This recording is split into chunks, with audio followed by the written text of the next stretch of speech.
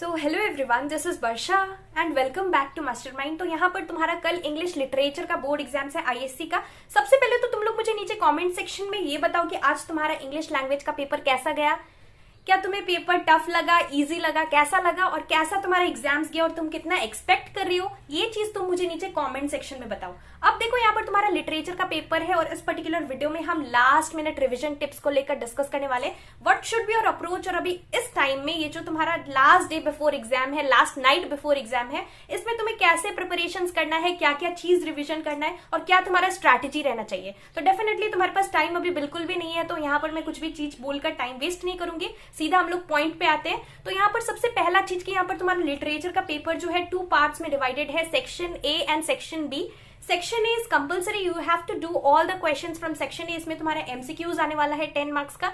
10 marks का reasoning question आएगा, तो यहाँ पर 10 मार्क्स का रीजनिंग क्वेश्चन आएगा, गिव रीजन टाइप क्वेश्चन, और 10 मार्क्स का तुम्हारा एमसीक्यूज आएगा। तो ये कंपल्सरी पोर्शन है और इजी भी होने वाला है एमसीक्यूज। डेफिनेटली सभी स्टूडेंट्स को स्टोरी पता है सारा चैप्टर्स का, तो यहाँ पर तुम डेफिनेटली सारा चीज अटेम्प्ट कर सकते हो, एमसीक्यूज अच्छे से कर सकते हो। अब यहाँ पर तुम्हारा जो 5 मार्क्स का क्वेश्चन होगा, सेक्शन बी 60 मार्क्स का होगा, जिसमें से कि 5 मार्क्स का क्वेश्चन और तुम्हें 10 मार्क्स का क्वेश्चन पूछा जाएगा।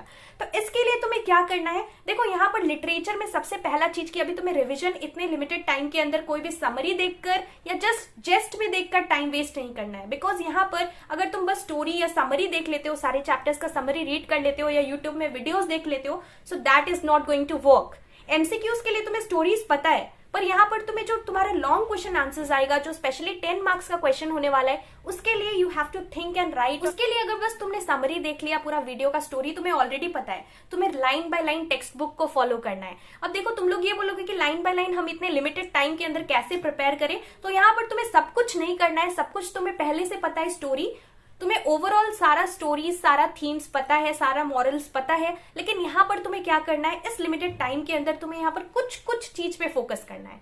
लाइक फॉर एग्जाम्पल यहाँ पर हमने डिस्कस किया था लास्ट वीडियो, मैंने रिसेंटली एक वीडियो अपलोड किया था जिसमें कि हमने इंपॉर्टेंट चैप्टर्स डिस्कस किया था, तुम्हारा स्टोरीज और पोएम्स दोनों से। देखो अगेन मैं रिपीट कर देती हूँ बिकॉज तुम्हारे पास डेफिनेटली इतना टाइम नहीं है कि फिर तुम वो वीडियो सर्च करो या वो वीडियो जाकर वो वाला देखो।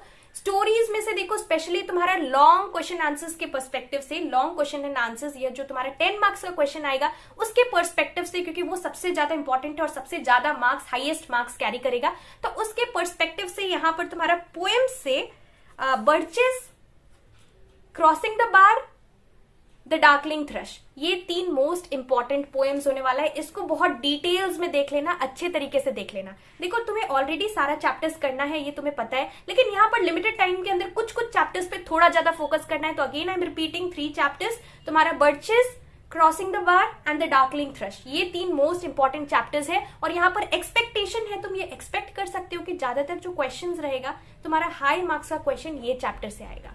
तो इसके लिए तुम्हें यहाँ पर क्या करना है, ये 3 चैप्टर्स पे थोड़ा ज्यादा फोकस करना और थोड़े अच्छे तरीके से रीड करना बुक से, ये चीज बहुत इंपॉर्टेंट है। Now talking about your prose, यानी कि तुम्हारा जो स्टोरीज होने वाला है, स्टोरीज से तुम्हें यहाँ पर 3 चैप्टर्स जो कि सबसे ज्यादा फोकस करने वाला चैप्टर है, that is story of an art, B Wordsworth and the most important to build a fire. ये तीनों चैप्टर्स थोड़ा अच्छे से देखना, पूरा अच्छे से डिटेल में करना, बिकॉज यहाँ पर सब कुछ तुम डिटेल में नहीं कर सकते इतने लिमिटेड टाइम के अंदर।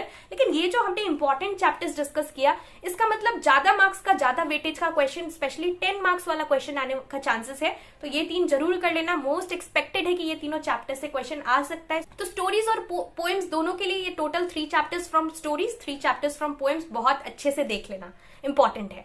अब यहाँ पर टेम्पेस्ट के लिए क्या करना है, टेम्पेस्ट के लिए जो तुम्हें यहाँ पर टाइम नहीं है कि तुम सब कुछ एकदम डिटेल में लाइन बाय लाइन सब कुछ देखो, सब कुछ पढ़ो। समरी तो तुम्हें देखना ही नहीं है, बिकॉज अगर तुम समरी देखते हो तो यहाँ पर उससे तुम्हारा काम नहीं चलेगा, क्योंकि यहाँ पर समरी से तुम आंसर्स नहीं लिख पाओगे, राइट। तो उसके लिए तुम्हें क्या करना है, यहाँ पर तुम्हें टेम्पेस्ट के लिए जो इंपॉर्टेंट सीन्स है उस पे फोकस करना है, जहां पर मेन पार्ट, मेन जो प्ले का सबसे इंपॉर्टेंट मेन पार्ट्स है ड्रामा का, उस पे तुम्हें ज्यादा फोकस करना है as compared to the rest of the portions. So you already know what is important, जो भी सीन्स है, इंपॉर्टेंट एक्ट्स एंड सीन्स, उस पे फोकस करना।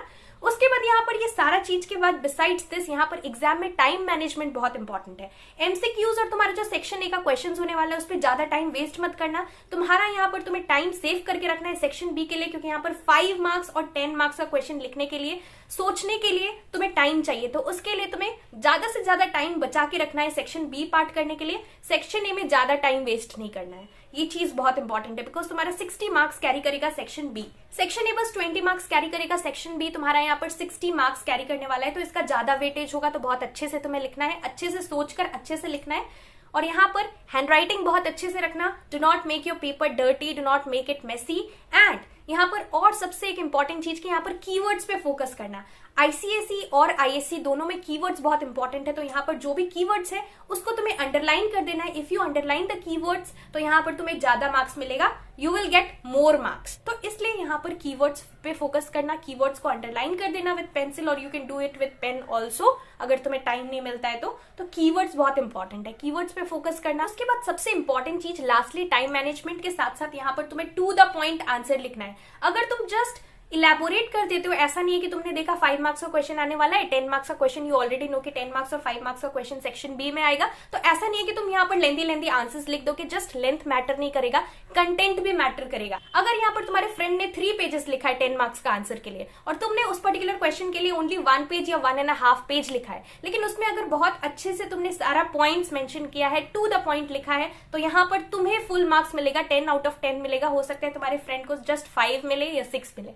तो यहाँ पर तुम्हारा लेंथ मैटर नहीं करता है आंसर का, यहाँ पर तुमने किस तरीके से लिखा है, क्या क्या कंटेंट है, क्या क्या कीवर्ड्स दिया है, वो ज्यादा मैटर करेगा। तो यहाँ पर आंसर का लेंथ पे मत जाना, तुम लिमिटेड लिख कर आना, लेकिन यहाँ पर तुम जो भी चीज लिखोगे वहां पर टू द पॉइंट आंसर लिखना। कीवर्ड्स है, मेन पॉइंट्स है, सारा पॉइंट टू पॉइंट आंसर लिखना है। जो क्वेश्चन में पूछा जाए, जिस चीज पे ज्यादा फोकस किया जाए, जो क्वेश्चन हो, क्वेश्चन के अकॉर्डिंग, क्वेश्चन के पर्सपेक्टिव से तुम्हें आंसर करना है। ऐसा नहीं है कि रैंडमली तुम पूरा स्टोरी लिख दोगे। स्टोरी का कौन सा मेन पार्ट को तुम्हें हाईलाइट करने बोला है क्वेश्चन में, तुम्हें वही हाईलाइट करना है और उसी का आंसर लिखना है। ये चीज बहुत इंपॉर्टेंट है। और यहाँ पर टाइम नहीं है तो जल्दी से रिवीजन करो। और स्टोरी से जो 3 चैप्टर्स बोला अच्छे से गो थ्रू करो, पहले उसका रिवीजन कर लेना, बाकी सारा चीज तुम बाद में भी कर सकते हो, लेकिन जो मेन है, जो इंपॉर्टेंट है, जहां से तुम्हें पता है और एक्सपेक्टेड है कि 2023 में क्वेश्चन पेपर में वहां से तुम्हें उसको पहले कंप्लीट करना है। This is really very very important. और टेम्पेस्ट के लिए मैंने तुम्हें ऑलरेडी बता दिया, इंपॉर्टेंट जो पोर्शंस रहेगा सारा एक्शन सीन्स का, उस पे फोकस करना। ऐसा नहीं है कि तुम स्टार्टिंग से पूरा बुक रीड करोगे, इतना टाइम नहीं है तुम्हारे पास कि तुम पूरा बुक रीड कर सको। और एग्जाम में पेपर प्रेजेंटेशन भी मैटर करेगा, तो ये चीज भी याद रखना। तो अच्छे तरीके से बोर्ड एग्जाम्स देना। All the very best, do well in your literature paper.